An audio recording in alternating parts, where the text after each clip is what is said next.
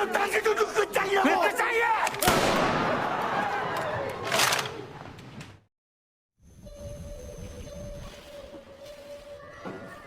Episode 2 di film Squid Games ini dimulai dengan para staf dari permainan itu yang sedang merapikan banyaknya peti. Salah satu peti di sana terbuka sedikit dan terlihat suara seorang wanita yang merogoh sisi dari peti itu.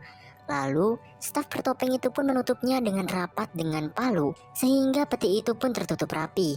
Dan film Squid Silence episode 2 pun dimulai.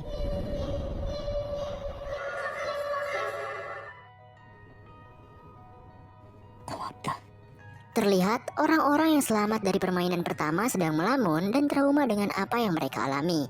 Karakter utama kita bernama Gi-hun pun sama.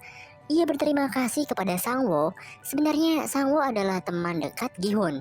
Istilahnya satu kampung lah. Begitu juga kepada seorang pria yang menyelamatkan Gi-hun dari permainan pertama. Orang ini berasal dari India yang bernama Ali. Tiba-tiba saja, gerbang dari ruangan beristirahat mereka pun terbuka. Dan ternyata mereka adalah para staf itu.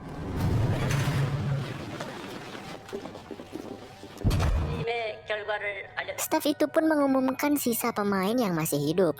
Dari 456 menyisakan 201 pemain saja. Dan dari permainan pertama telah tereliminasi sebanyak 255 pemain. Dan hal itu membuat panik para pemain yang masih hidup. Ada seorang wanita yang menangis dan memohon agar tidak melanjutkan permainannya. Ia berjanji akan melunasi hutang-hutangnya itu. Selain itu, ia juga memiliki anak yang harus ia asuh.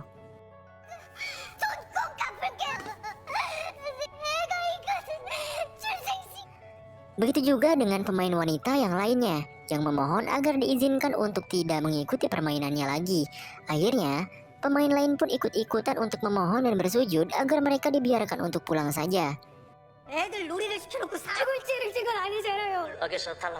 Para staf menjelaskan bahwa mereka bukanlah penagih hutang dari para pemain.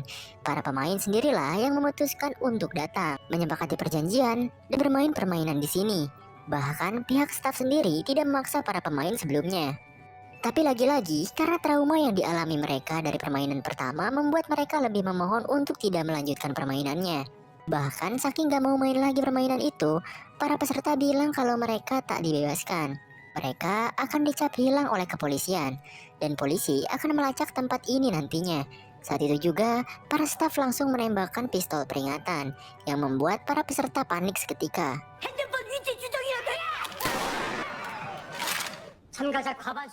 Sang-woo pun memberanikan diri untuk buka mulut. Bahwasannya dalam pasal 3 dari surat perjanjian, yaitu bila mayoritas setuju, permainan boleh dihentikan. Dan staf tersebut membenarkan hal itu. Sang-woo pun meminta para peserta untuk mengambil suara. Dan jika mayoritas memilih untuk berhenti, maka permainan akan dihentikan. Staf itu pun mewujudkan apa yang mereka inginkan. Para peserta merasa sedikit lega layaknya ada secerca harapan kehidupan. Tapi sebelum itu, staf tersebut mengeluarkan hadiah dari permainan pertama ke dalam sebuah wadah yang turun dari atas dengan indah.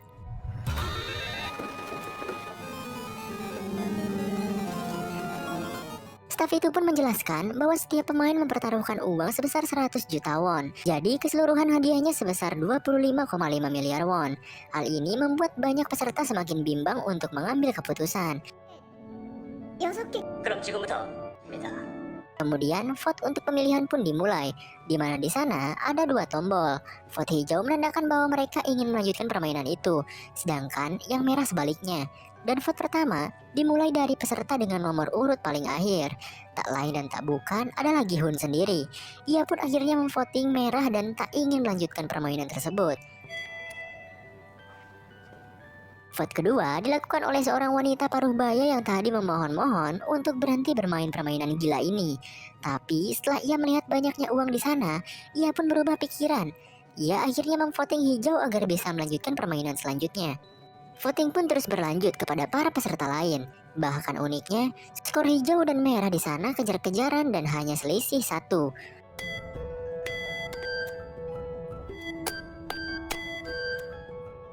Saat Sang-woo mulai memilih, ia pun dengan pede memilih untuk melanjutkan permainan. Hal ini membuktikan bahwa Sang-woo benar-benar butuh uang. Para peserta pun malah berdebat satu sama lain. Menurut peserta yang memvoting merah, mereka yang memvoting hijau adalah orang-orang stres, di mana mereka mempertaruhkan nyawa mereka demi uang.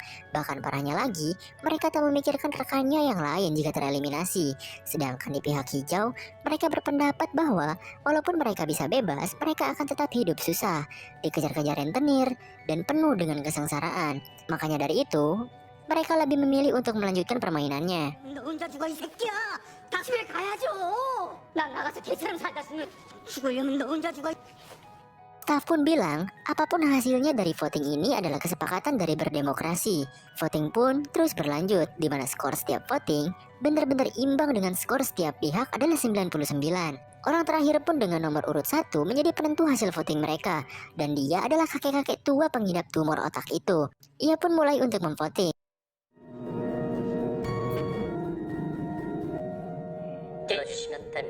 Pada awalnya, ia bingung untuk memilih hijau atau merah, dan hal ini membuat peserta lain gemeteran. Akhirnya, si kakek itu pun memilih untuk memvoting merah, dan mereka pun tampak bahagia karena tak melanjutkan permainan gila ini. Beberapa peserta yang tak setuju permainan dihentikan kecewa, tapi staf itu bilang bahwa mereka masih memiliki kesempatan di lain waktu. Singkatnya, para peserta pun diturunkan di tempat sepi. Begitupun juga dengan Gi-hun yang kebetulan diturunkan bebarengan dengan Sae-byok. Mereka berdua diikat dan matanya ditutup. Alhasil mereka pun bekerja sama untuk membuka ikatan itu. Setelah Gi-hun berhasil membuka ikatan Sae-byok, Sae-byok malah meninggalkan Gi-hun. Menurutnya, jika ia melepaskan Gi-hun, Gi-hun akan menagih uang yang ia copet di rumah judi waktu itu. Alhasil, karena kasihan, Sae-byok hanya membukakan ikatan di lengan Gi-hun saja. Lalu ia pun meninggalkannya. 가만히 있어봐. Di lain tempat, Sangwoo dan Ali diturunkan di tempat yang sama. Pada awalnya, Ali meminjam handphone kepada Sangwoo untuk menelpon. Tapi karena HP Sangwoo tak menyala, mereka pun ke swalayan terdekat. Dengan kebaikan Sangwoo, Ali diberi mie instan dan diberi sedikit uang untuk ongkos pulang. Karena awalnya Ali akan jalan kaki walau tempat tinggalnya jauh dari sini. Di tempat lain, Gi-hun melaporkan apa yang ia alami ke kantor polisi karena memang yang ia alami itu sangat-sangat tidak masuk akal. Bahkan saking tak masuk akalnya, Pak polisi di sana meremehkan apa yang Gi-hun ceritakan. Lalu Gi-hun pun memberikan bukti yaitu nomor telepon yang pernah diberikan oleh mereka. Polisi itu pun mencoba untuk menelpon nomor yang ia berikan. Tapi saat ditelepon, ternyata malah tersambung kepada ibu-ibu yang sudah berumah tangga. Akhirnya Gi-hun pun mencoba menelpon nomornya, dan anehnya, nomor itu tidak terdaftar. Kemudian, kita ditunjukkan seorang detektif bernama Junho yang melihat kartu nomor yang diberikan Gi-hun di kantor polisi. Gi-hun yang pulang ke rumah, tampak rumahnya kosong tak ada siapa-siapa. Ia pun mencarinya dan tak disengaja, Gi-hun malah bertemu dengan Sangwoo. Sangwoo terlihat sedang mengawasi ibunya berjualan. Saat itu, Sangwoo menceritakan masalahnya, bahwa ia sedang terlilit hutang dari perusahaannya, dan ia juga memiliki kasus penggelapan dana. Kemudian, Gi-hun menemukan ibunya yang sedang berada di rumah sakit. Dinyatakan bahwa ibunya mengalami penyakit diabetes. Dokter juga bilang ibunya Gi-hun harus diberi perawatan lebih. Ibunya Gi-hun memutuskan untuk pulang karena tahu keadaan ekonominya yang kurang baik. Gi-hun akhirnya berjanji pada ibunya bahwa ia suatu saat akan pulang membawakan banyak uang.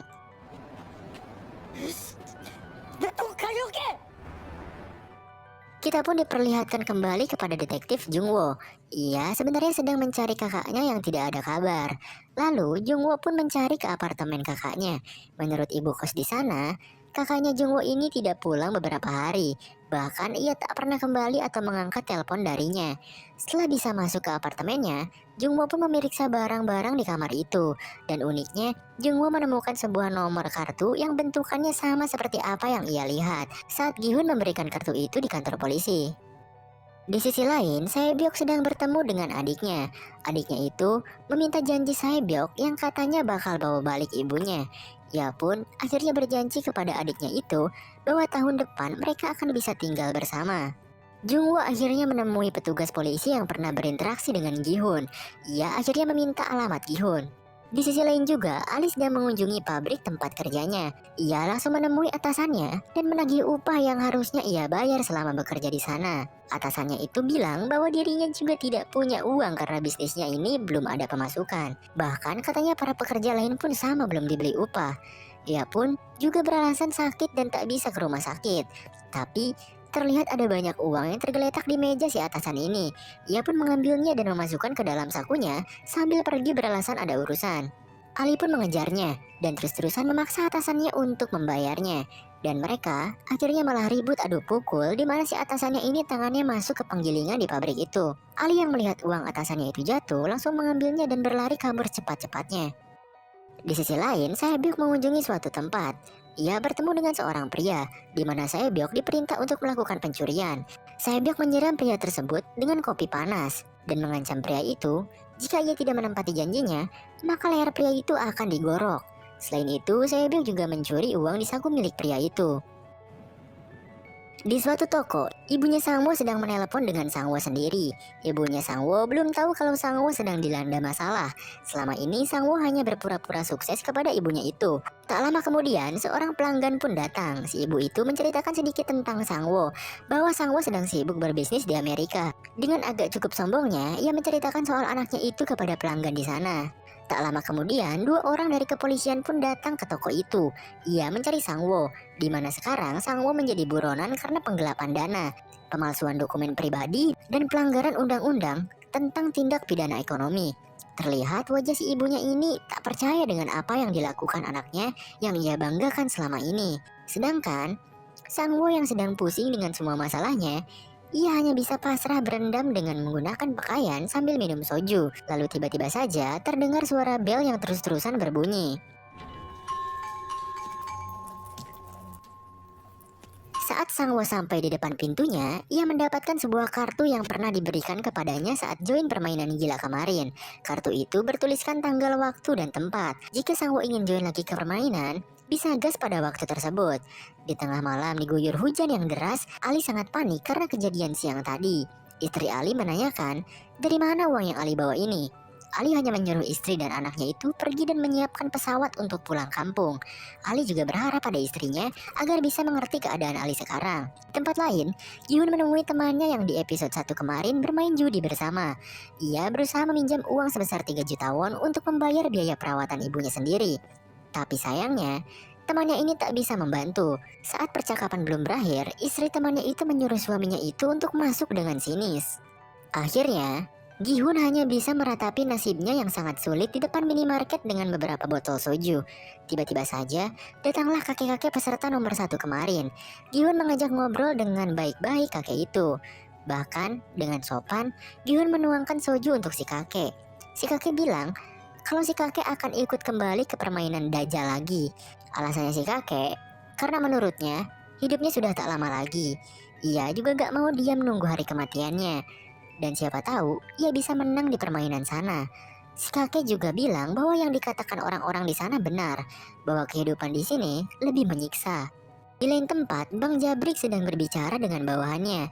Ternyata Bang Jabrik ini adalah salah satu pemimpin geng. Rekannya itu bertanya, kemana aja bos berapa hari belakangan ini gitu. Kok menghilang gitu kan? Karena hujan, mereka akhirnya berteduh di mobil untuk membicarakannya. Setelah bawahannya ini tahu kemana aja Bang Jabrik pergi, ia tampak tak percaya dan menganggap itu semua dusta.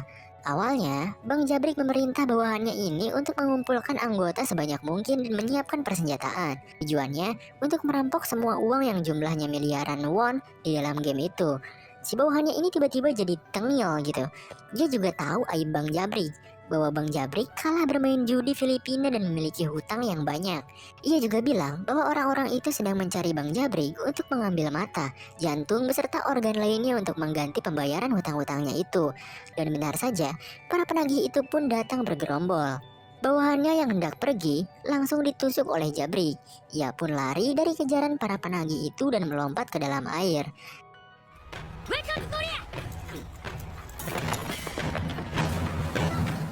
Gi-hun terus-terusan meminjam uang kepada orang yang ia kenal, termasuk mantan istrinya sendiri. Ia meminjam ke mantannya itu sebesar 2 juta won. Tapi mantan istrinya ini bilang bahwa ia juga hidup pas-pasan dan tidak bisa membantu Gi-hun.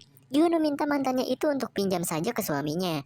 Karena gak tahu malu gitu kan, mantannya ini marah besar kepada Gi-hun. 뭐 아빠 뭐? 쓰러졌어. 그냥 죽었어. 내가 혼자 기다리고. 어디 갔어? Tiba-tiba suami sang mantan beserta anak-anaknya pun datang. Gihun langsung pergi meninggalkan mereka semua dan berpamit kepada satu-satunya anak Gihun ini. Gihun pun pergi dari tempat itu di tengah derasnya hujan. Tiba-tiba si suami mantan pun menghampiri. Dari hasil gibahannya bersama istrinya, suami baru itu memberikan uang yang Gihun butuhkan. Awalnya Gihun menerima dan berterima kasih. Tapi ia memberinya dengan ikhlas tanpa harus dibayar. Asalkan Gihun tak boleh mengganggu atau bertemu dengan anak dan mantan istrinya lagi. 자꾸 이런 식으로 붓을 놔둬야지. 우리가 다 되는 줄 알아. Pun langsung memukulnya saat ia sedang berbicara. Ia pun melemparkan semua uang itu kepada si suami mantan. Tak disangka-sangka, ternyata sedari tadi Giyong atau anaknya si Gihun melihatnya. Terlihat raut wajah yang sangat sedih dari Giyong karena keluarganya mengalami broken home. Detektif yang mencari kakaknya yang hilang itu pun mengunjungi Gihun. Ia bertemu saat si Gihun itu moodnya nggak baik. Jungwo bertanya soal kartu dan laporan yang Gihun berikan pada petugas polisi. Ia datang kemari ingin tahu seluk-beluk apa saja dari semua ini. Karena kakak dari Jungwo masih belum ditemukan dan ia menemukan kartu nama yang sama dengan yang dimiliki oleh Gihun. Karena Gihun moodnya sedang nggak baik-baik aja gitu, ia pun nggak bisa ngebantu Jungwo saat ini dan masuk ke dalam rumahnya. Saat Gihun hendak membuka pintu rumahnya, ia pun mendapatkan kartu permainan itu lagi dan alhasil, Gihun akhirnya memutuskan untuk ikut kembali permainan itu dan menunggu jemputan dari staf yang akan datang. Begitu juga dengan Sangwo yang ikut kembali karena masalah hidupnya rusak berantakan. Bang Jabrik yang juga ikut karena hutang ke orang Filipina yang numpuk. Saebyok yang kembali ikut, si kakek yang sudah pasrah dengan hidupnya, dan juga Ali yang hidupnya juga kesusahan dan menimbulkan banyak masalah.